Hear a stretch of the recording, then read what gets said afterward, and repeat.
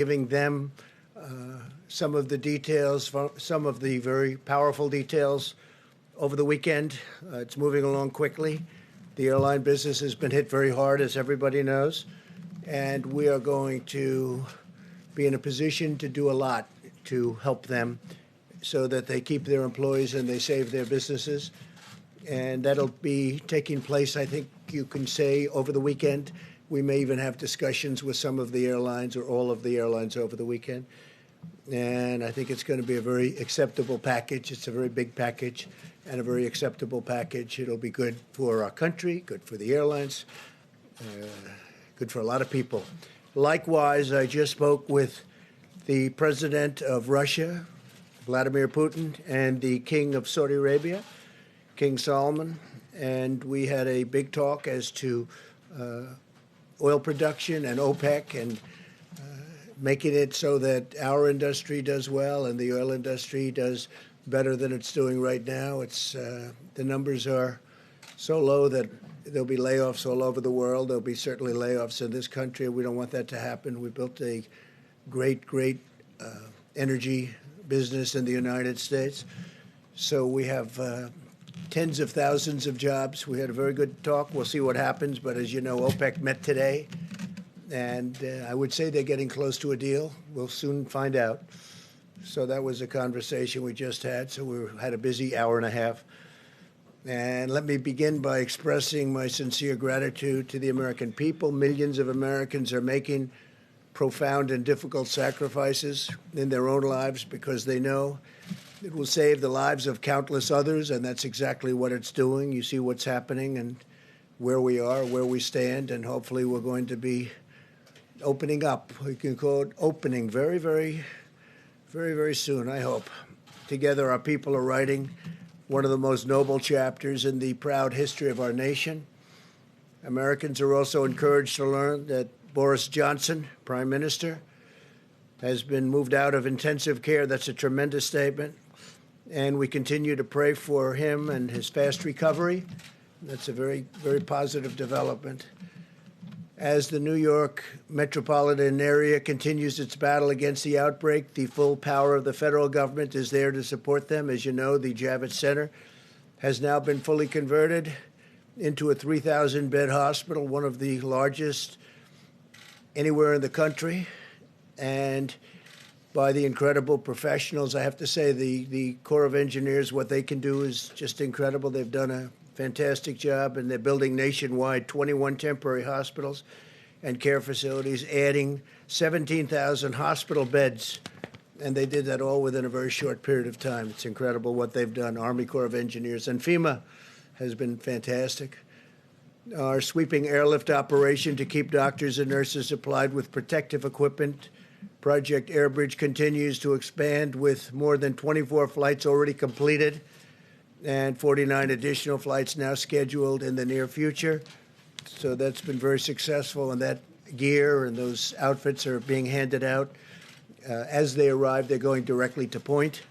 The American medical system continues to perform beyond our highest expectations, reminding us that the United States is blessed with the most advanced health care and the most skilled healthcare workers anywhere on the planet.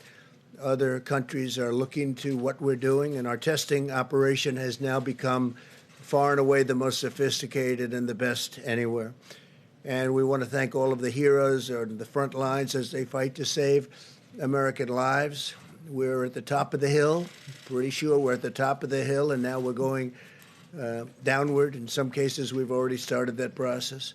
Earlier today, I spoke with hundreds of mental health leaders and advocates from around the country to discuss the vital work and the vital work they're doing.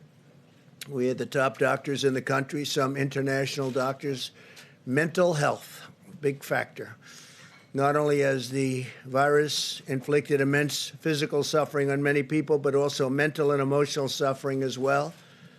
Even though we're staying physically apart, no American is alone, and we're all in this together. But the mental health doctors and experts, it's a very great call. It was a very interesting call.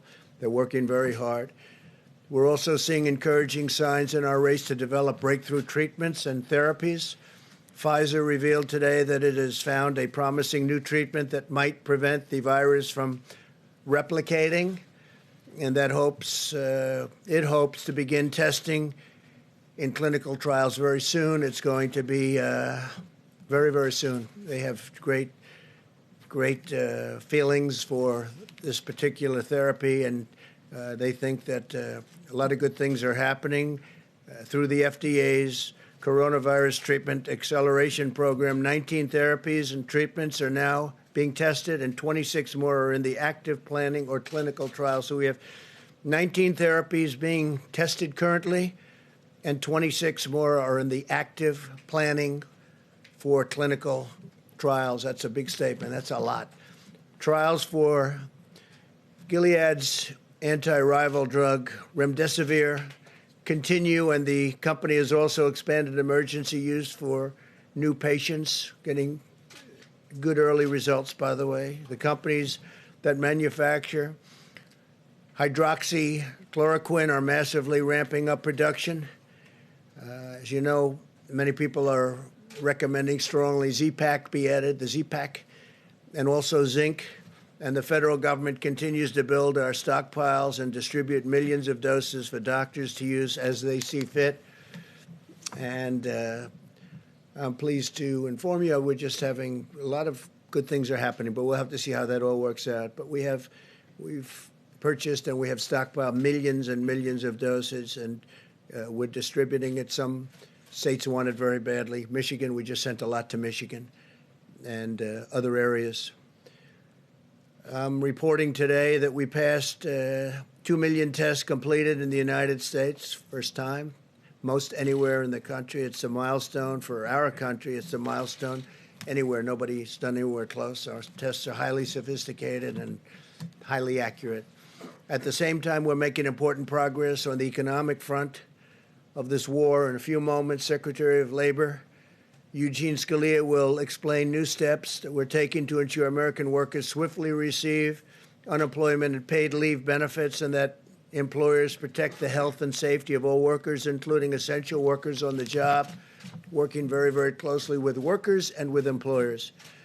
To provide further economic relief, the Federal Reserve announced this morning that it will provide up to $2.3 trillion in support to businesses, states, and local governments. $600 billion in loans will be available for mid-sized businesses with up to 10,000 employees, and $500 billion will be available for states, counties with over 2 million residents, and cities with a population of over 1 million.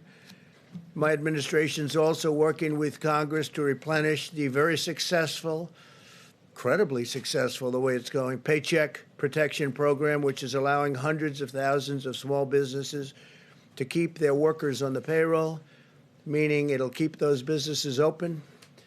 We need both Democrats and Republicans to come together to get this the legislation completed, and it looks like it's on its way, but we need both.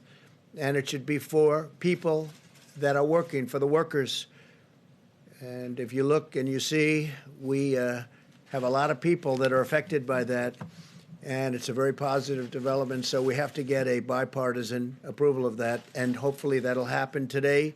The Department of Education is also announcing the availability of more than $6 billion in emergency grant funding to assist college students impacted by the cancellation of classes and the suspension of housing.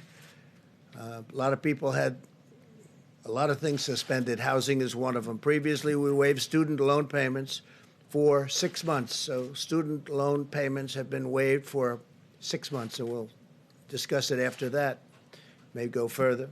Although this medical war has separated our citizens for a period of time, it's also united our entire nation. I think I can say, like almost never before, Americans are moving forward with common purpose and shared resolve, determined to vanquish the virus and lift our nation to even greater heights. We are supremely confident in the magnificent future that awaits the American people. And with that, before I invite our Vice President, our great Vice President, and Gene Scalia to speak, we'll take a few questions, and then I'm going back into negotiations on oil and on airlines. Yeah, please. Talk a little bit more about conversation with President Putin and the King. Yeah, I had a very good conversation. Did you organize that call, and do they understand the problems they're causing with Yeah, the oil output? yeah. situation? No, there's so much production, nobody even knows what to do with it. That's how it's working. And Saudi Arabia and, as you know, Russia, it's well known that we're producing a lot, and they were perhaps fighting with each other over the production and the amount of oil being produced. And frankly, there's not enough room to even store it. Our storage is now full, going to be very soon. Our strategic national storage is, I said, this is a great time to fill it up, load it up with oil that frankly is at pricing that nobody's ever seen before. I don't think we've seen this probably since the 1950s. That was with big dollars. So we'll see what happens. The conversation was very good. They're getting close to a deal. That's OPEC and many other countries outside of OPEC, and we'll see what happens. Are they still fighting with each No, other? I think they were getting along very well. We had a very good call. I think it was a very good call. We're going to see what happens, but it was a very good call. They'll probably announce something either today or tomorrow, one way or the other. Could be good, could be not so good, but I think one way or the other. Go ahead, Jim. Yeah, Mr. President, how could the administration discuss the possibility of reopening the country when the administration does not have an adequate nationwide testing system for this virus? Don't you need a nationwide testing system for the virus before you reopen the country? We have a great testing system. We have the best, right now, the best testing system in the world. But there are certain sections, there are certain sections in the country that are in phenomenal shape already. Other sections are coming online. Other sections are going down. And we, in addition to that, are giving out millions of tests. And every day we're doing it exponentially. We're picking up. And what we'll be doing in the very near future is going to certain areas of our country and do massive testing. It's not necessary, but it would be a good thing to have. Don't you need that, though, Mr. President, to make sure people are safe going back to work? You don't want to send people back to the workplace. We want to have it, and we're going to see if we have it. Do you need it? No. Is it a nice thing to do? Yes.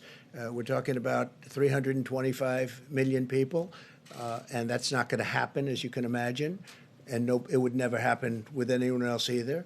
Other countries do it, but they do it in a limited form. We'll probably be the leader of the pack. Please. Mr. President, what do you say to the 16 million Americans, more than 16 million Americans who have lost their jobs in the last 3 weeks and fear that the economy won't just bounce back, like you said?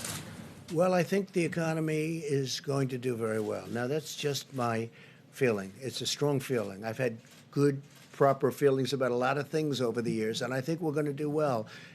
We're doing it looks like we're at the lower end of the curve in terms of death, which is a terrible word, a terrible, dark word that we've experienced like nobody's ever seen before in this country. I mean, we have numbers that are terrible, but when you look at the lower levels of 100, lower prediction levels of 100, 120,000 to 220,000, or if we did nothing, up to 2.2 million people, we're looking at a much lower level than the level of, I hope, than the level of 100,000. So we're going to see. We're going to have to. You can never do anything about the people that lost their loved ones and lost their friends, and I mean the great friendships. And I'm not sure a lot of people will ever be the same, but I think our country, from an economic standpoint, will end up being stronger than ever. We have tremendous stimulus. We have tremendous stimulus plans. We have things in the works that are going to really, I think, fire the country. I think that what's going to happen is we're going to have a big bounce rather than a small bounce. But we will be back, and I think, honestly, I think our country is going to be back from an economic standpoint. Again, you can never replace the people that were lost, and to their families, certainly you can never do a thing like that. But we will have succeeded in many ways, hopefully keeping the number way below our minimum numbers, and also from an economic standpoint. You know, we met with the mental health people today, and that this has taken a tremendous toll mentally on a lot of people. And I think we're going to open up strong. I think we're going to open up very successfully. And I'd like to say even more successfully than before. Please. Thank you, Mr. President. Oil is trading today at about $23 a barrel in New York. Where would you want to see the price? Do you want it at $30, $40, $50 a barrel? Well, I want to see it where there's a certain market, but I also don't want to see it where people have no idea. You know, we'll be opening up areas for storage of oil, massive areas for storage of oil, because oil today is not selling.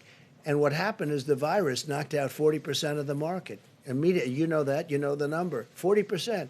Now, there was a lot of oil, but it was very controllable. All of a sudden, they lost 40%. You look at the road, you look at the car, you look at what's going on. There's nobody driving. There's no reason for it right now. That'll start coming back. But we are storing millions of barrels of oil that nobody thought would even be possible. Frankly, ships turned out to be a good business for some people because they're filling up tankers, sending them out to sea and not saying where to go. They're just sitting out there loaded up with oil. So we want to save our energy in this country. We want to make sure that our energy companies, businesses, and employees, workers, remain strong. So that's how I'm involved. And I think that's going to happen. So right now, if you look, you're probably talking 23, 25. If they announce a deal, we can get it up. We need a minimum number so the companies don't go out of business. So they're not going to lay off all of these energy workers who are important to our country. And, you know, we're now energy independent. We could do something where we only used our oil. But I think the long-term benefit is to be able to just go with the market. And it's going to work out. It's all going to work out. If you looked at 3 weeks ago, as you know, as we talked about it, 3 weeks ago and 2 weeks ago, this was catastrophic. I think it's really hitting bottom, and I think that, I mean, we've had a bottom, but now at $23 and $25 and probably heading up. At the same time, we save our energy, and we also produce great, cheap energy, and we save our jobs. Yeah. I want to ask you about the Paycheck Protection Program, because every day we're hearing from small business owners who are telling us that their banks don't know how to access this money. They're trying to apply. They can't figure it out. So where does the fault lie? Does it lie with the banks? I don't think there's a fault. They're doing record numbers of dollars. They're dealing with many community banks. They're dealing with Bank of America, Citibank, a lot of Wells Fargo, as you know, is very much involved. And they're dealing with the bankers. Can't go that quickly, but I'm hearing it's a very, very successful rollout. They did want changes in applications. They want changes in loan requirements, et cetera. But they're taking billions and billions of dollars worth of loans. And in the very near future, the banks will be relieving the money. They'll be paying out the money. Yeah, please. Sure. Are you still expecting the USMCA to take effect on July 1st? And considering the fact that the auto industry is hurting these days, are you ready to postpone the... well, we have a deal. Yeah, the deal is with Canada. The deal is with Mexico. We have a deal. And obviously the deal is different from the standpoint that production will be lower. But we have a deal. It's a signed deal. It's a deal that's one of the worst deals that we've ever had was NAFTA, one of the worst trade deals ever made by any country anywhere. We'll be terminating that. And the new deal is a great deal for our country. So that's something. Now, again, we get hit by the virus, and we'll see where that all goes. But certainly car production is going to be down for a little while. But ultimately, good for our farmers, great for our farmers. We'll be helping our farmers, by the way. We have money going out to our farmers in the pretty near future having to do with, you see what's happened. The farmers got hurt very badly by all of this. People are eating less from the standpoint that there's no restaurants are open, no businesses are open, no hotels are open. They'll start to come back. But we're going to be helping out our farmers. Yeah, please. The new auto regulations. Thank you, sir. Philip Wegman, Real Clear Politics. Earlier, you mentioned Project Skybridge, and we're hearing that through that project, a lot of the PPE that was sent out to other countries is coming back to this country. Do you know when we'll be able to bring a majority of that back? And then are you frustrated that USAID allowed a lot of that aid to go out the door in the first place? Should they have brought it back? No, I'm not, because we're in very good shape. You'll be speaking with Mike Pence about this in a little while. You look at the hospitals, you look at what's going on. Yesterday I spoke with the governor of Louisiana. I'm saying, do you think we need that extra 1,000 beds that we're in the process of building? We are really in good shape. You're not hearing people are needing ventilators much. In fact, we're going to start helping other countries with ventilators. We're going to end up having a lot of ventilators for future should something happen for hospitals, ideally to keep and have. But no, I think we're in very, very good shape. We have calls with governors all the time, and the governors are in very good shape now. We have sent billions and billions and billions of dollars between ventilators, equipment, protective equipment, masks. We have 500 million masks coming. 500 million from one group. 500. It'll be 300 million and 200 million over a short period of time. Now, I think we're in very good shape. Please. President, speaking of testing, some experts, including Scott Gottlieb, have talked about 750,000 tests per week being needed before the economy is opened. Can you address that? Do you agree with those numbers? If not, how many tests per week do you think we should have before the economy is open? I don't like using the word needed because I don't think it's needed, but I think we're going to try and hit a number like that. That's a very high number, but we're going to be trying to hit it. And we probably might be able to do that. Please, go ahead. You can do that, sir. Go ahead, please. Thank you, Mr. President. Today, the Democrats pushed for more rescue money for states and hospitals, which are complaining that they need it to fight the coronavirus pandemic. Do you think hospitals and states need this money? Would you support I do, something and like I that? do support something, but I support it for the next phase. It's much simpler in the next phase, whether that phase is infrastructure or whatever. So I'm going to leave you now with Mike Pence and with Eugene Scalia, and if you would, I look forward to seeing you tomorrow. We'll see you tomorrow. We have I think, a lot of very big news to report. We've had a tremendous day between, I believe, what's happening with the energy industry, and I believe what's happening with airlines. I look forward to seeing you. Thank you very much, everybody. Thank you. You still have not gotten the evidence of widespread voter fraud. Well, good afternoon, everyone. At the present moment, we have now cleared more than 2 million tests across the country. And I'm pleased to report we're testing more than 100,000 people a day now. But we're working around the clock to scale up the new types of tests that the FDA has approved in record time. And every American can be confident that we'll continue to build out that structure going forward for the weeks ahead and the months ahead. At the present moment, there's more than 450,000 Americans who have tested positive for the coronavirus, and sadly, more than 16,000 Americans have lost their lives. And as President Trump just said, our hearts go out to the families that have lost loved ones. And I want to assure you that all of us working at every level understand these are not numbers, these are lives. And our heartfelt condolences during this heartbreaking week go out to every American family that's lost a loved one to the coronavirus. It has been a difficult week. But as Dr. Birx will reflect in just a few moments, as we look at the data literally on a county-by-county basis every day, we continue to see evidence that in areas where the epidemic has impacted most, the greater New York City area, Louisiana, the Detroit metro, the Denver metro, we continue to see evidence of stabilization. And it appears, as Dr. Birx suggests, that we are close to the peak in each of those areas so impacted. We also express gratitude and appreciation for the people of California and Washington State, who continue to be low and steady in the number of cases that are emerging there. We're watching the Chicago metro area, we're watching the Boston metro area, and as Dr. Birx will discuss, we just continue to urge every American to put into practice the President's coronavirus guidelines, because all evidence indicates from the West Coast to what we're beginning to see in major outbreak areas on the East Coast. It's working, America. And it's working because you're doing it. And we encourage you onward in that. Today, the White House Coronavirus Task Force met, but most of the team also met with Republicans and Democrats in two separate conference calls of the United States Senate.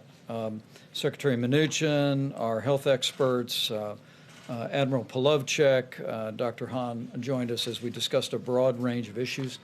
The Treasury Secretary touched on The Paycheck Protection Program now in day 5, reporting $125 billion has been approved so far.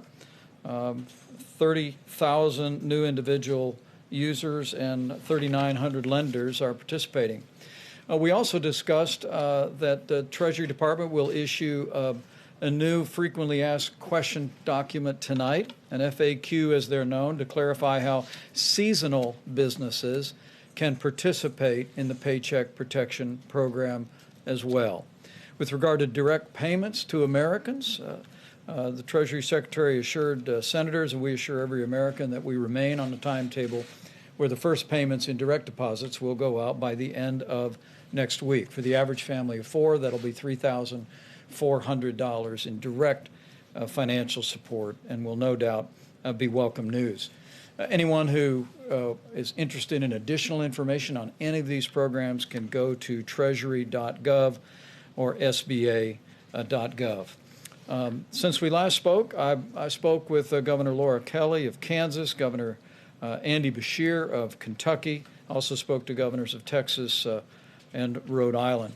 I assured each one of them, as we continue to work through the process of making sure that we distribute the resources at the point of the need, is that at President Trump's direction, our objective working through FEMA is to make sure that states have what they need when they need it. And to see the progress that we've made, the President just reflected on in New York and New Jersey, Louisiana, and the partnership we forged with governors in those states, California and Washington State before. We trust gives confidence to governors and leaders of states across the country, most importantly our dedicated healthcare workers, that we will be there to meet that need should that need arise. At the present moment, FEMA reports the President has approved 54 major disaster declarations, and states around the country have stood up 29,000 National Guard, 11,000 of which are fully funded by the federal government under Title 32. Also, speaking of our military, at the present moment, we received a report today from the Department of Defense that 4,100 active duty military medical personnel have been deployed in New York, New Jersey, and Connecticut. And they are personnel that are working on the ground at the Javits Center, working, of course, at the USNS Comfort ship. But because at the present moment, the utilization of both of those temporary facilities has been fairly modest. The DOD actually worked with the city of New York to establish what amounts to a uniform temp service. They called it the bullpen. And today they literally deployed from the ship and from the Javits Center 75 medical personnel to relieve dedicated healthcare workers within the hospital system in the city of New York, and we'll continue to do that.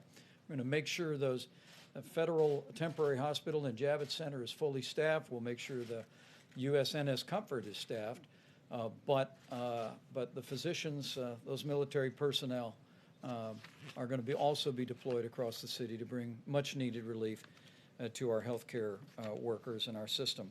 From the VA standpoint, we've opened up VA facilities in New York City, East Orange, New Jersey, Detroit, Michigan, and we are opening up the VA facility to coronavirus patients in Shreveport, Louisiana.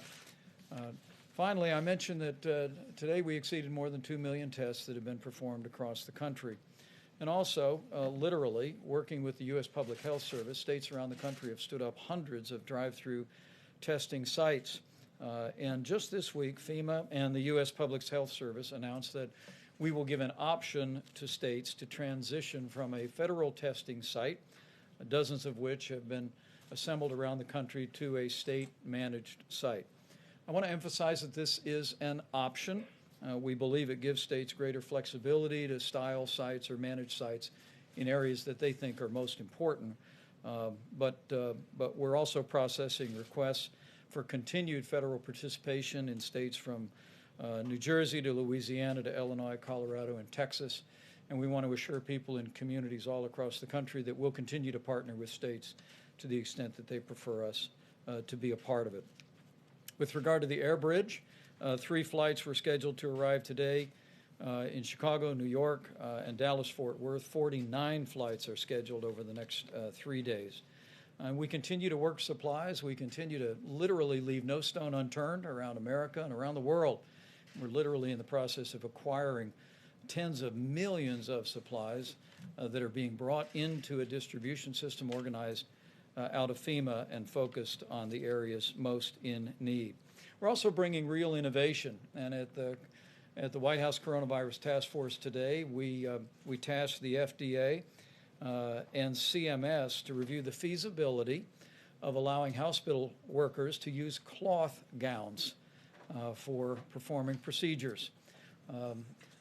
It was observed that 20 years ago, most physicians and most surgeons wore cloth gowns every day and laundered them, but it's transitioned to disposable gowns, and we're working very rapidly in the next 24 hours, and we'll have guidance for hospitals and healthcare workers about the ability to in effect, recycle gowns and make sure that we have the supplies that we need.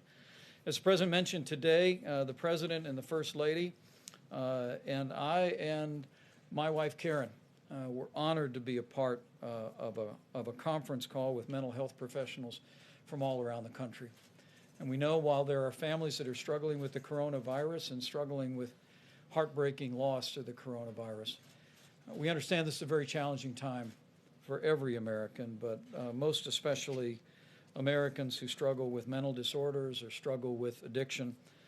And the President brought some incredibly dedicated people together to make sure that they know we're with them. Early on, the President expanded access to telemedicine, and we've also issued guidance for using technology to remain connected to social support groups.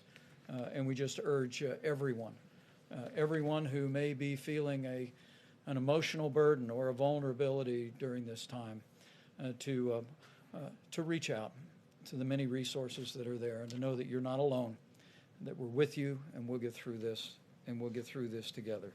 So despite heartbreaking losses that continue this week in communities from New York to New Jersey to Louisiana, there are signs of progress and hope abounds. The reality is that we see new projections from the experts. And if the projections are right, it's because it's working, America. It's because the American people are putting into practice the social distancing, caring for their neighbors and their loved ones and their family members, and putting their health first.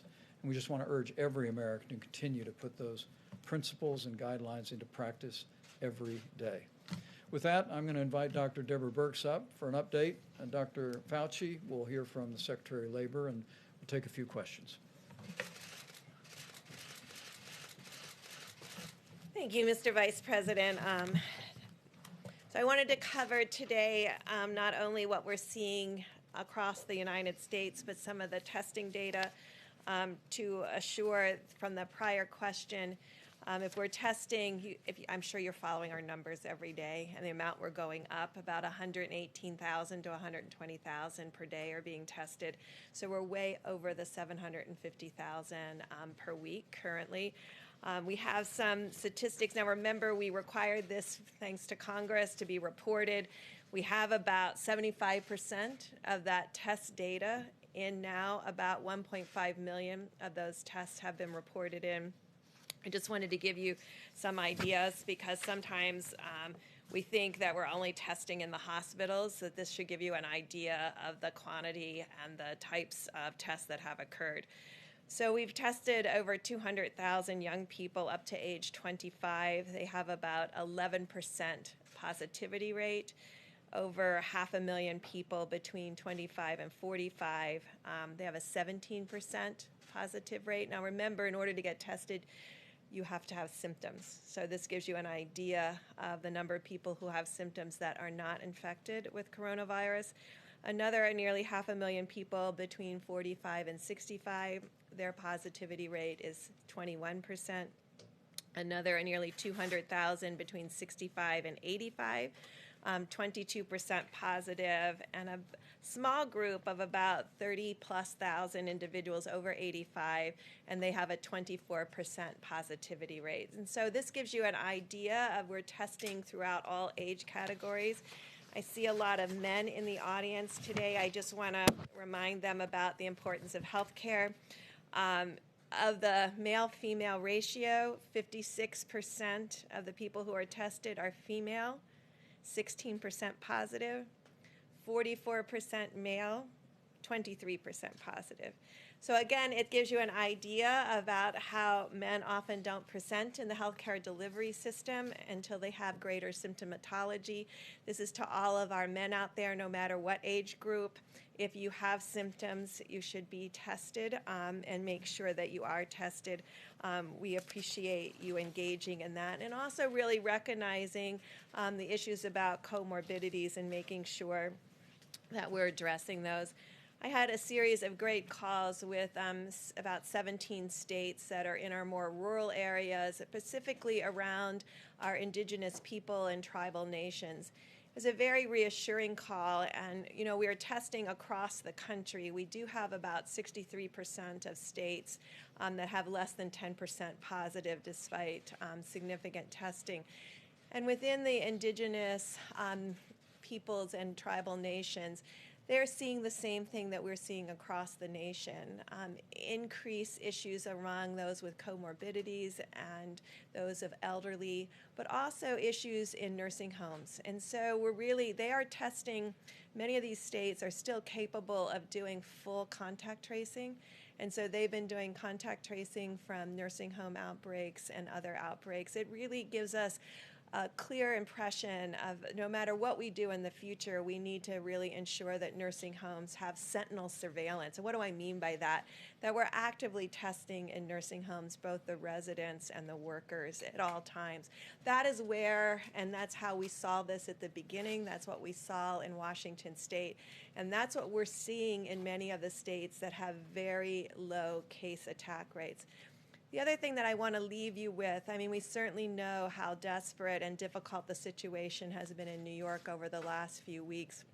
And we've been telling and talking about how this would be the week that would be most difficult because of the large proportion of cases that are coming from the New York metro area.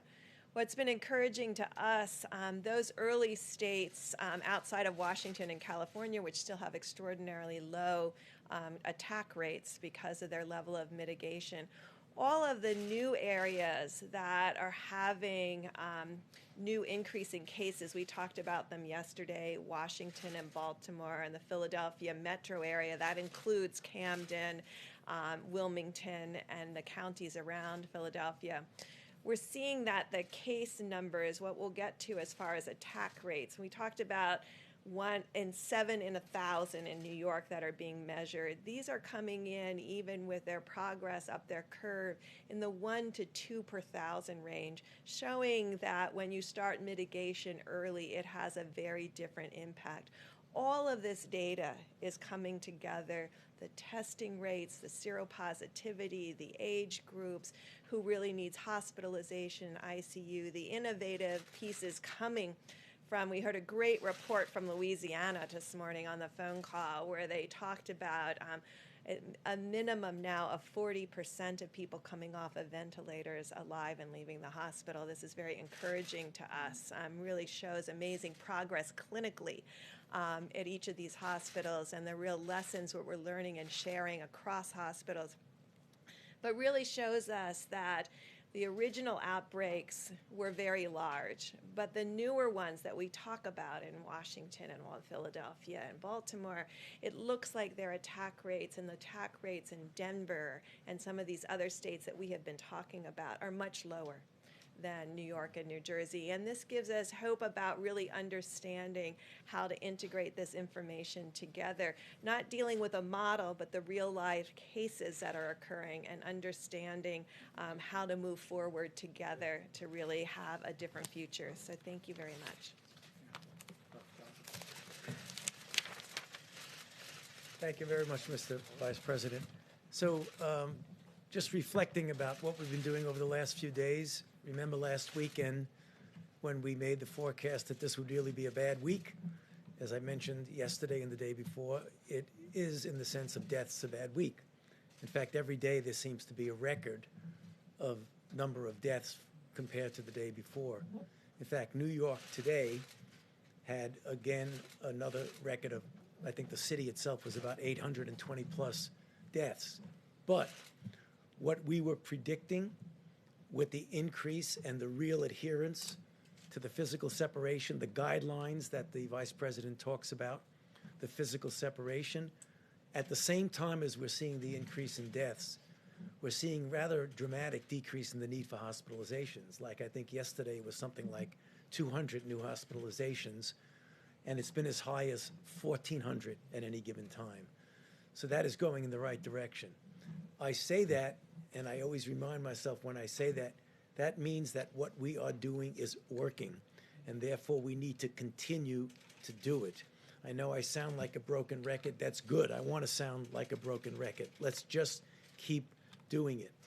I get questions a lot, Dr. Birx and I, about these numbers, the projections that you went with from 100,000, 200,000, now down to 60,000. That's a sign that when, as I keep saying, when you take the data you have and you reinsert it into the model modifies. Data is real. Model is hypothesis. Okay? So that's what you have to do, and that's what I think we're seeing. The other thing that's some just broad, general good news from the standpoint of a scientific standpoint, that there are a lot of candidate potential therapeutics that are going into clinical trials now that we're sponsoring at the NIH, the kinds of clinical trials that will give us the answer. Are they safe? Are they effective? And just what is the capability of using them under what circumstances, as prophylaxis, as treatment, in early disease, in late disease. So as the time goes by and we have the public health measures to try and contain this, we're doing an awful lot from a scientific standpoint so that when we do get to next year, next fall, next winter, hopefully we'll have something that we can offer in addition to the very important public health measures. So I'll be happy to answer questions later. Mr. Secretary.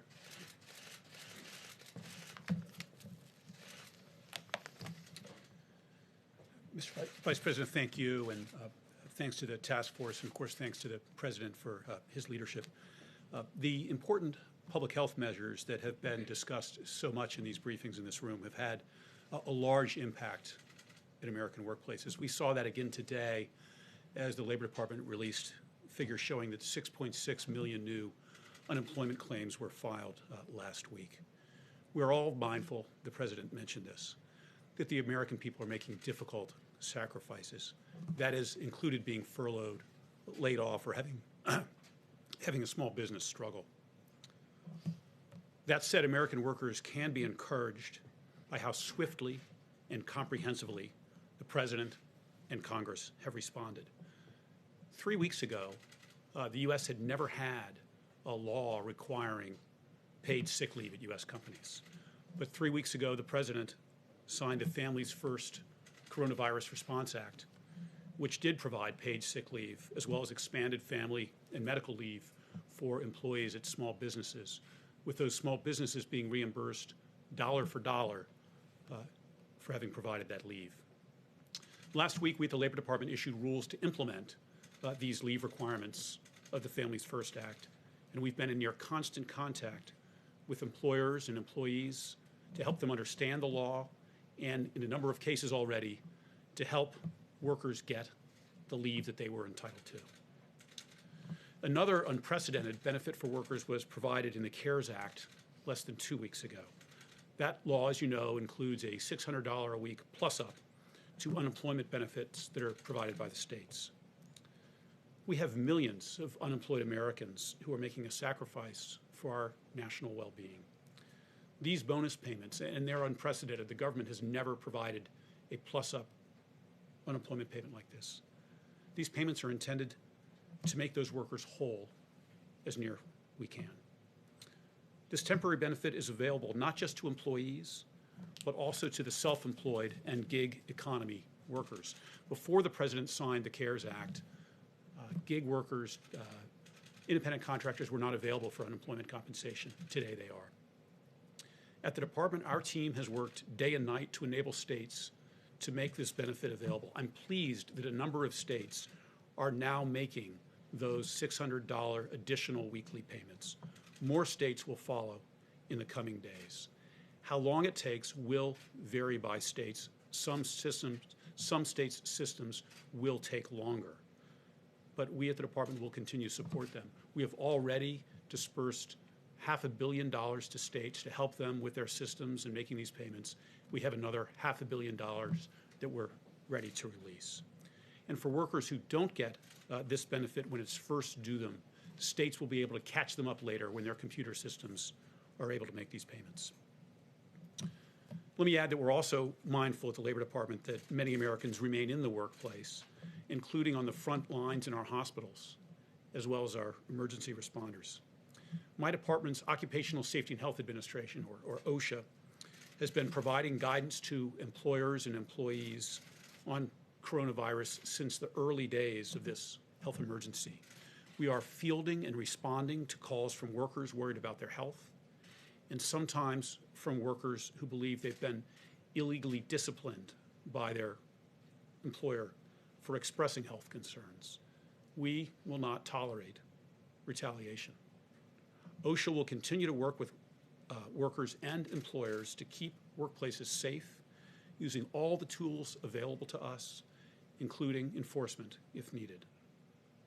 I wanted to finish by commenting on the Paycheck Protection Program, which we heard about earlier, run by the Small Business Administration. This, of course, is loans to small businesses to enable them to meet certain costs, including utilities, rent, and, most important from my perspective, payroll.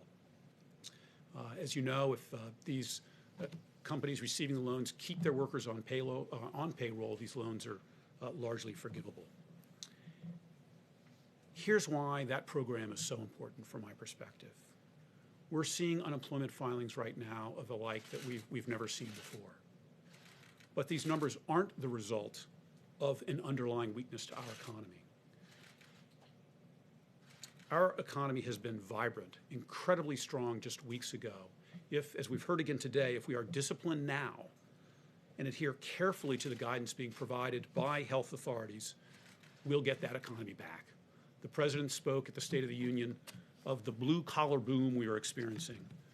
We want to lay the groundwork now for a blue-collar bounce back. We'll get there in part by helping companies hold on to their workers, which is what the Paycheck Protection Program does. Keep them on payroll so that when businesses are ready to reopen, they have the workers they need and Americans have jobs. We will continue at the department, and I know here at the White House, to be laser focused on American workers and jobs until this is done. So thank you very much. Very well done. Thank you. Great job. Great. We'll take a few questions. Yes, please. Mr. Vice President, a question for you and then a question for Dr. Birx or Dr. Fauci. Just to clarify, on the federal funding for testing sites in the states, are you saying that federal funding will remain for those sites, and will it remain at its current levels? It's not merely federal funding, but in many cases we provided personnel from the U.S. Public Health Service and also flowed supplies, personal protective equipment that was required for some of the early forms of testing, but it's less required today with new formats for testing. But it is an option, and as I've made clear to several governors, we'll continue to partner with our states. But I have to tell you that the way states step forward with the concept of drive-through and community-based testing is really inspiring. For our part, working with FEMA and our great team at the U.S. Public Health Service, we've stood up some nearly 50 different drive-through test sites around the country, but literally there are hundreds that have been deployed by states and by hospitals and local healthcare providers.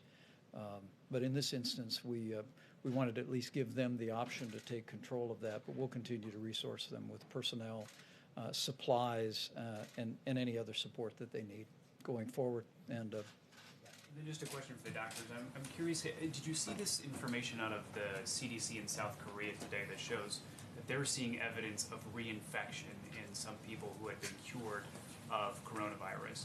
And what does that mean for our understanding of this? yeah.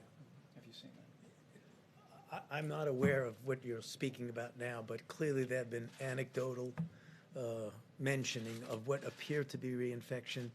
You have to really be very careful when you say reinfection, because what some and we were dealing with this with even Ebola back during the Ebola time, that someone might still, when someone does a test on them, do a PCR on a body fluid of some sort and be able to detect what are likely nucleotides that are not replication competent.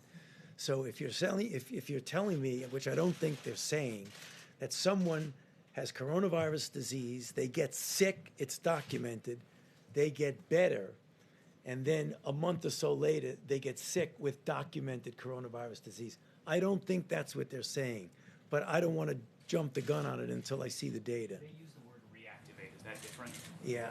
Well, yeah, what reactivating what means is that it depends what you mean by reactivating. If someone clearly is ill and they have virus isolated from them, that you may have a prolonged course. I'd like to see how long they reactivate. I mean, if they were sick and had documented virus, and then 3 months later they had documented virus, is that reactivation or is that infection with another virus?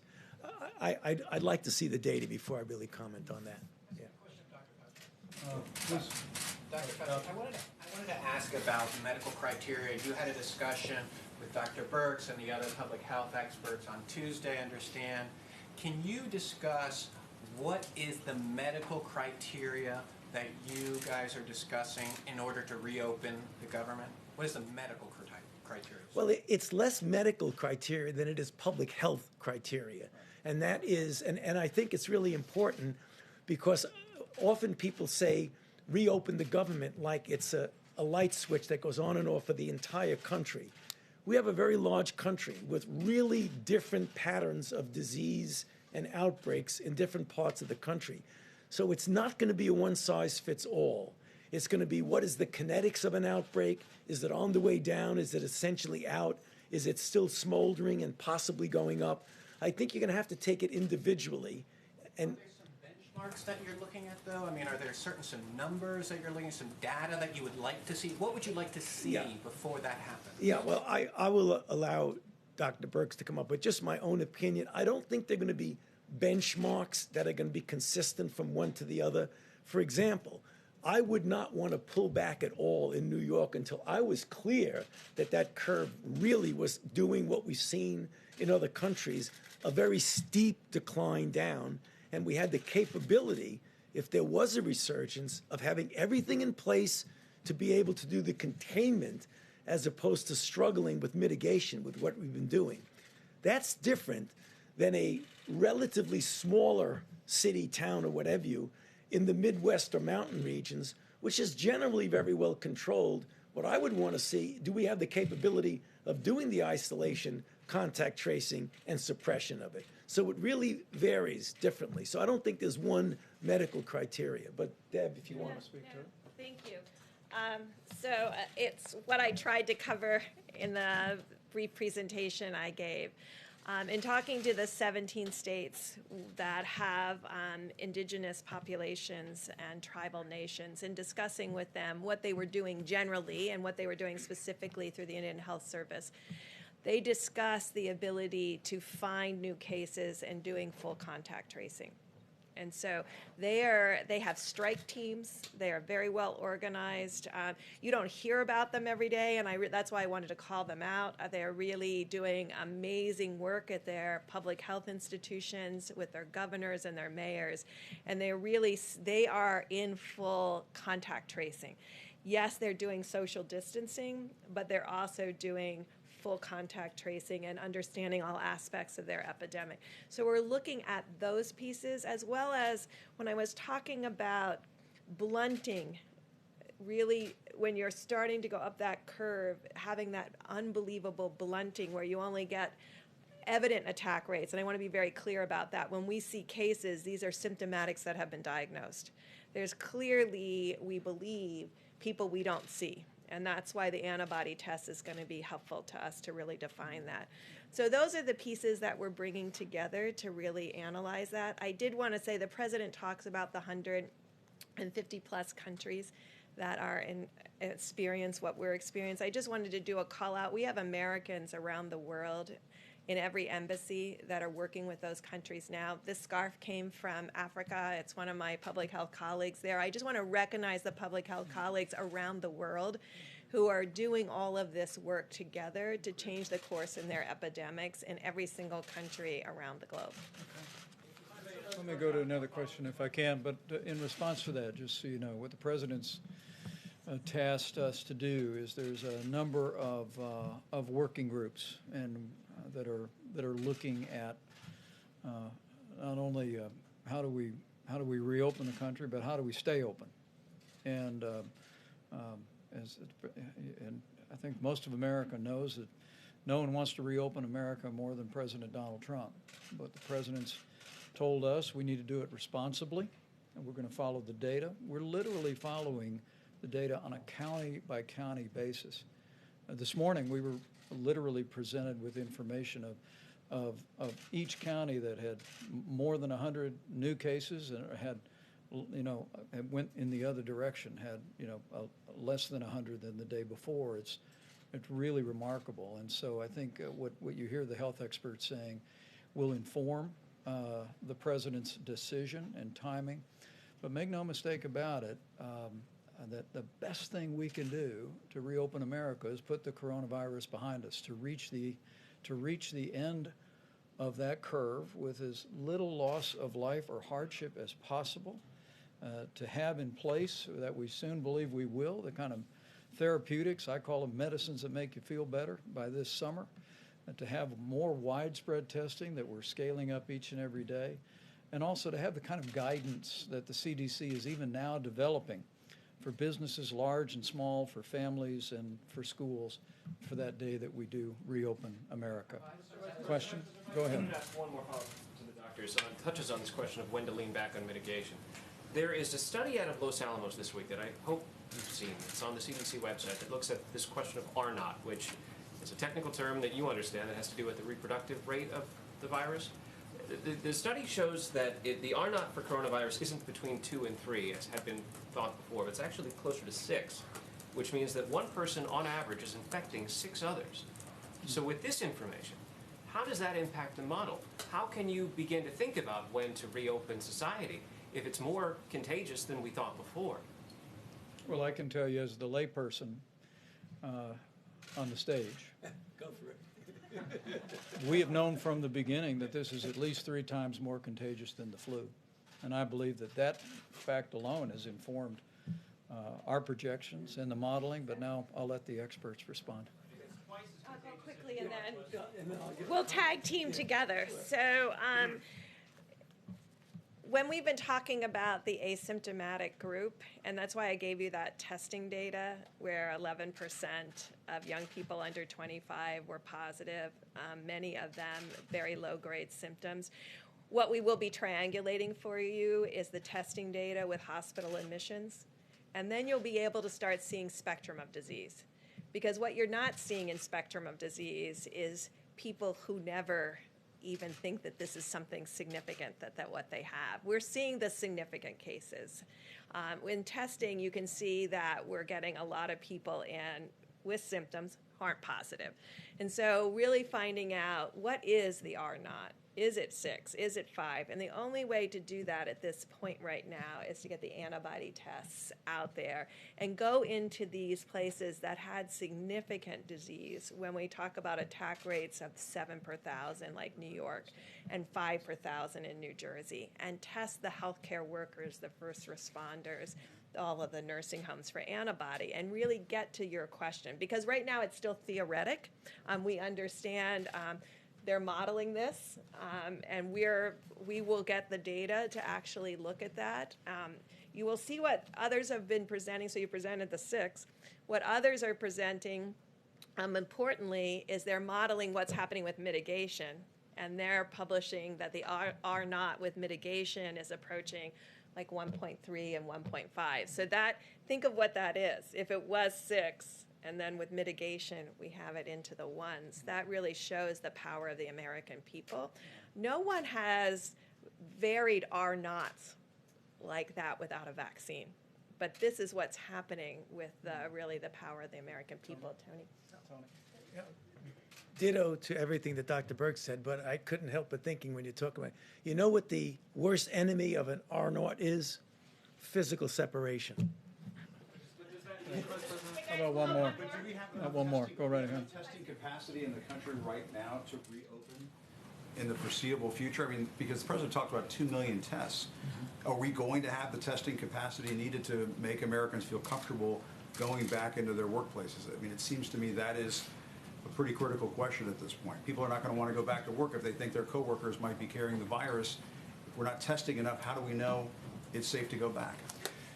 Well, I think the American people see the incredible progress that's been made after President Trump brought in the largest commercial labs in the world to scale testing, the likes of which we've seen. We are, as Dr. Burke said, well over 100,000 Americans being tested every single day. We have an antibody test that is coming online. Abbott Laboratories literally has thousands of machines across the country. We're working with hospitals and labs around the country to activate those machines for the 15-minute test. Do we have enough testing right now? Well, let me say we're moving every day toward meeting that moment. But let's be clear: reopening the country, as the president is very anxious to do at the earliest responsible moment, will be through a combination of facts. First would be that we are at the end of the coronavirus for most major communities. Another piece of that is that we have therapeutics for Americans to take medicines if they contract the disease. Another piece of that is guidance from the CDC to public institutions, to businesses large and small, about how to conduct themselves in a safe and a responsible way. And testing is also a piece of that. And as Admiral Joie has reflected, we are spending a great deal of time expanding testing today. Every single day there's more and more tests across the country. But we're also working to scale testing that as we move into this summer and move into the fall, we'll have the testing we need to do what these doctors call not diagnostic testing, which is to take a test of a person that has symptoms, but surveillance testing, so we can identify people that may have had it and may be immune versus people people that we just need to know whether or not they were ever exposed or and were not exposed. How about one more quick question here, if I can? I think he had one right here, or I'll go to you in the back. Thank you, Mr. Vice President. In the next few weeks, the Supreme Court is set to rule on DACA and on the deferred action for childhood arrival, and about 30,000 of those people who are under that program are frontline healthcare workers. Is the administration in any way ready to protect them if the ruling comes in your favor and takes the protection out and they can no longer work in the health field as they're needed right now? Well, I think the president's been very clear on his desire to reach a solution on that issue with the Congress. But let me say, whether it be healthcare workers or people working in food supply, other people working in critical infrastructure, we're incredibly inspired by the way people across this country are stepping up to keep healthcare rolling and available. A high quality of care, even in areas deeply impacted by the coronavirus. And also, as we said the other day, hardworking people in our food supply, from the farmers to processors, to distributors, to truck drivers, to grocers. We received a good word that over the last several days, we've actually seen a significant drop with one major company in absenteeism. We issued new guidance from the CDC about how people who may have been within close proximity to someone who had the coronavirus could return to work before the 14 days if they didn't have a fever, if they tested themselves twice a day and returned with a mask. But the dedication of people to continue to work is truly inspiring.